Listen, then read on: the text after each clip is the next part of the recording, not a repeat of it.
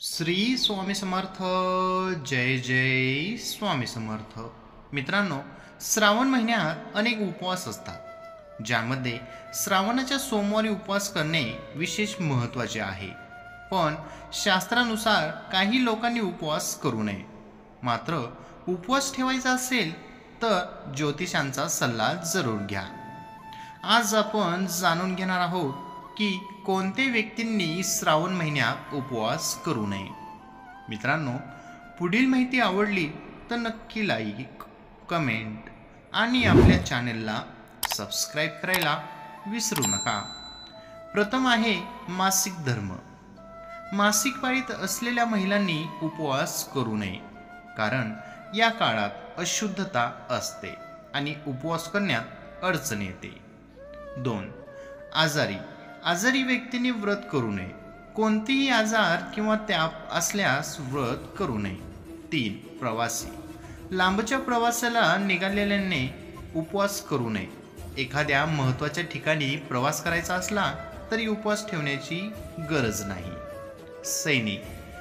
एक सैनिक जो विशेष मोहिमेवर किंवा युद्धावर असतो, युद्धासारख्या स्थितीत उपवास सोडला जातो. असंकल्पी.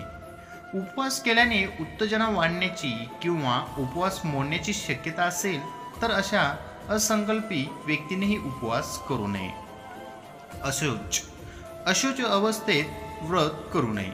अशौच अर्थात अशुद्ध, घाण इत्यादी. म्हणजे स्नान केल्याशिवाय किंवा मादक पदार्थ सोडल्याशिवाय व्रत पाळता येत नाही. अशक्त व्यक्ती. ज्यांची शारीरिक स्थिती चांगली नाही त्यांनीही उपवास करू नये. त्यांनी सर्वोत्तम फळे आणि अन्न वापरावे.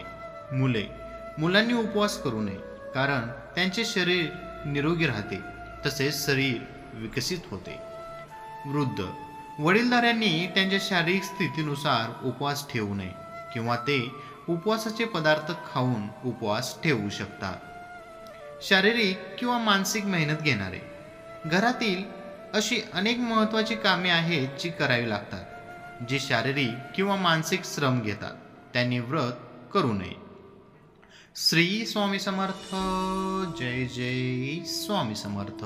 मित्रांनो, ही छोटीशी माहिती आवडली असेल तर आपल्या व्हिडिओला लाईक, कमेंट आणि आपल्या चॅनेलला सबस्क्राईब करायला विसरू नका. श्री स्वामी समर्थ. धन्यवाद.